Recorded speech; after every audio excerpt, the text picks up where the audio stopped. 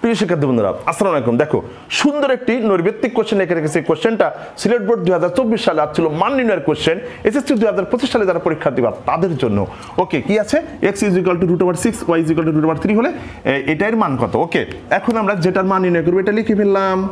দেখো বন্ধুরা, এই যে লিখে ফেললাম, ঠিক আছে, যে x - y whole square plus 2xy। Okay, এখন আমরা জানি যে a - b whole square plus 2ab এর সূত্র হচ্ছে কি বলো? যে এই হচ্ছে a square plus ab square, ঠিক আছে?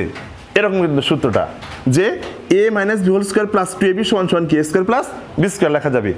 ওকে, এবার x এর ভ্যালুটা বসিয়ে দেই √6 এই হোল স্কয়ার, আর y এর ভ্যালুটা বসিয়ে দেই √3 এই হোল স্কয়ার।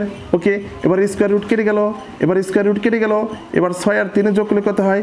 9। এই this is the correct answer. ঠিক আছে বন্ধুরা, একটু ভালো করে লক্ষ্য করো যে এই স্কয়ার রুট কেটে যায়, স্কয়ার রুট কেটে যায়, তখন আমাদের এই 6 রয়ে গেল, 3 রয়ে গেল, দুটো যদি অ্যাড করি তাহলে 9 পেলাম। ওকে, আল্লাহ হাফেজ।